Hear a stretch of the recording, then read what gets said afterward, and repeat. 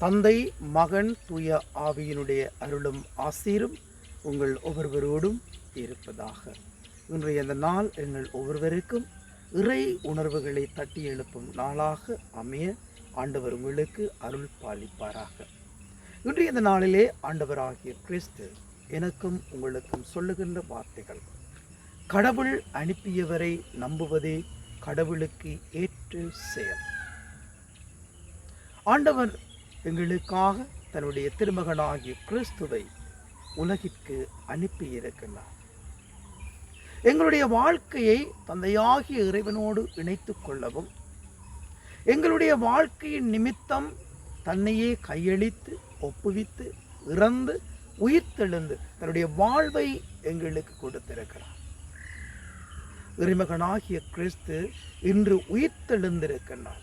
உயிர்த்த கிறிஸ்து எங்களோடு இன்றும் என்றும் எப்பொழுதும் வாழ்பவராக எங்களோடு வாழ்ந்து கொண்டிருக்கின்றார். கிறிஸ்து சாவில் இருந்து உயிர்த்தெழுந்தார். இனி அவர் இறக்க மாட்டார்.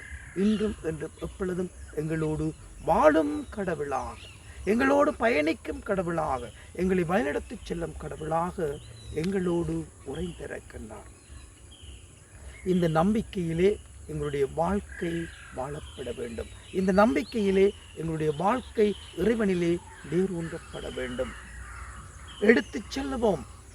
இறை விசுவாசத்தோடு இறைமகனாகிய கிறிஸ்துவினுடைய வார்த்தையை எடுத்துச் செல்லுவோம், எடுத்து கொடுப்போம்.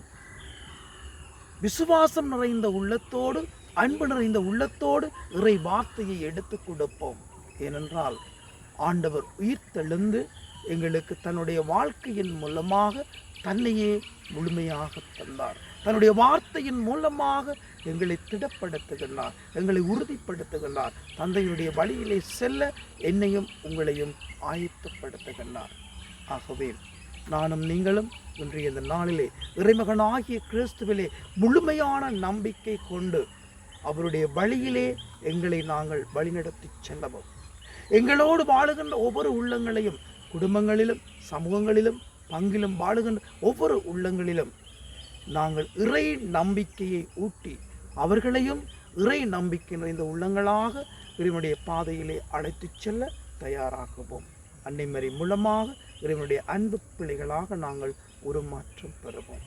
எல்லாம் வல்ல இறைவன் தந்தை, மகன், தூய ஆவிகள் அனைவரையும் நிறைவாக ஆசீர்வதிப்பாராக.